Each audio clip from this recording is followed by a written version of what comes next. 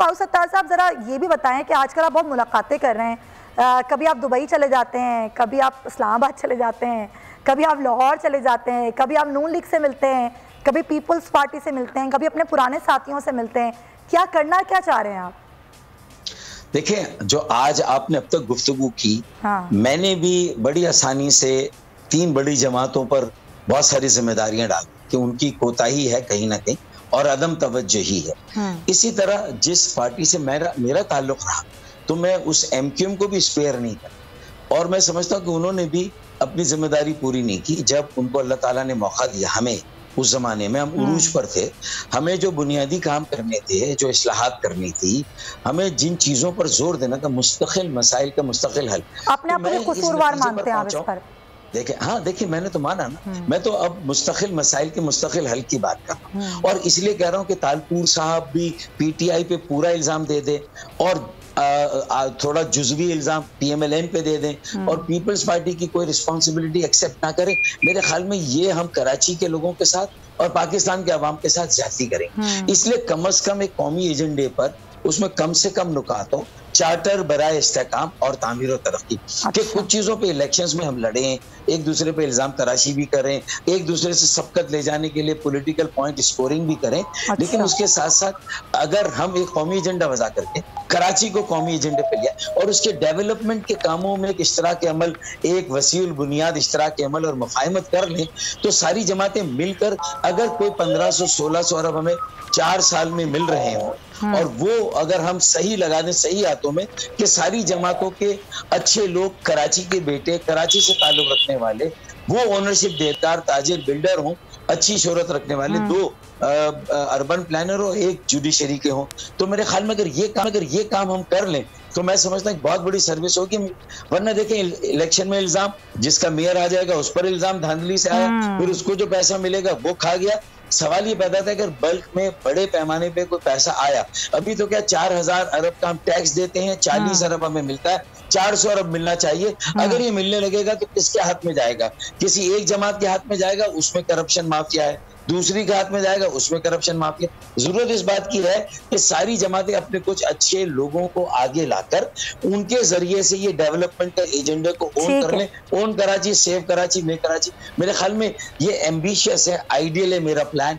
लेकिन बात, वो कहते हैं कि जात छोटी है बकरी की, दिल को लगती है बात बकरी की। तो आप 10 साल बाद भी मुझे याद करेंगे कि फारूक भाई का ये फार्मूला मुनासिब था, मुश्तरका ओनरशिप। और भाई ये जो आप जो ये फार्मूला दे रहे हैं ना, बस ये सवाल मेरे जहन में जरूर आ रहा है कि इससे पहले ये फार्मूला आपके जहन में क्यों नहीं आया? चार्टर बराए तामीर और तरक्की, आज आप तमाम जमातों को एक उस पर लेकर आना चाह रहे हैं। तैमूर साहब, ये आपको कैसा लग रहा है ये फार्मूला जो आज फारूक सत्तार साहब दे रहे हैं?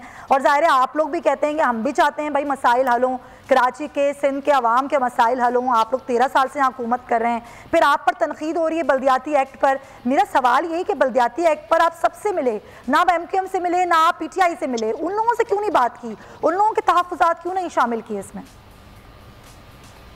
देखिए, हम अभी भी बातचीत कर रहे हैं, फारूक भाई के साथ बातचीत चल रही है, और मैं समझता हूँ कि काफ़ी जो चीज़ें थी जिनमें डिफरेंसेस थे वो सेटल हो गए हैं। अच्छा। तो that should not be issue. जी, हमारी जो बातचीत थी, जो गवर्नर सिंध ने भी जो एतराज़ात हमारे पास भेजे थे, हमने कैबिनेट मीटिंग पे पॉइंट वाइज बड़ा डीपली उन सब पे बातचीत की, डिस्कशन हुआ, और हम उसी कैबिनेट मीटिंग में हमने डिसीजंस ले लिए। जो चीज़ें हम समझते हैं गवर्नर साहब की जायज़ हैं, या जो पीटीआई की डिमांड है, बाकियों की डिमांड जायज़ हैं, तो उस पर हम गौर। लेकिन कल तो ये कानून की शक्ल इख्तियार कर जाएगा ना, तो कब के तहफ़्फ़ुज़ात दूर होंगे फिर बल्दियाती एक्ट पे? कल फारूक भाई का मूड हमारे साथ इंशाल्लाह ताला बेहतर होगा, क्योंकि उनकी कुछ चीजें जो इनकी डिमांड्स थी उसमें फुलफिल हो जाएंगी। नहीं, सिर्फ फारूक भाई की डिमांड थी, और ऑपोजिशन के और भी वहाँ पे लोग हैं, पीटीआई के आपके लोग हैं, उनकी आपने कोई बात नहीं सुनी? एमक्यूएम के लोग हैं? नहीं, हमने सबकी बातचीत सुनी है। कोई ना कोई कॉर्नर से हमारा राब्ता है, और इंशाल्लाह ताला you will get a good news कि we will be well settled on the differences. अच्छा, ये बताएं, जो बात की, हाँ ये बताएं तालपुर साहब, आप लोग एहतजाज भी कर रहे हैं महंगाई के खिलाफ, ये आप लोग पूरे मुल्क में तो कर रहे हैं, लेकिन ये जो आप सिंध में एहतजाज कर रहे हैं, ये किसके खिलाफ एहतजाज है? सिंध के अंदर जो बिजली आती है उसकी कीमतें कौन सेट करता है? जो हमें पेट्रोल मिलता है, इतना महंगा पेट्रोल, जबकि पर बैरल ऑयल की प्राइस कितना गिर चुकी है, उसका जिम्मेदार कौन है?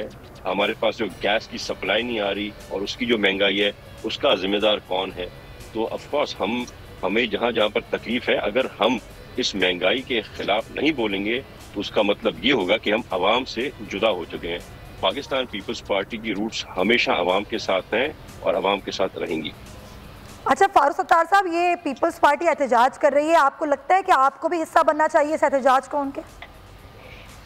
देखिए, मैं तो समझता हूँ कि सिर्फ एहतजाज ही नहीं, एहतजाज के बाद ओनरशिप के बाद जो है वो जिम्मेदारी, कोई फैसले मुश्तरका दे, collective wisdom, collective decision, collective responsibility, मैं तो उसकी तरफ दावत दे रहा हूँ। और उसमें ये मोबिलाइजेशन है, अवामी एहतजाज भी है।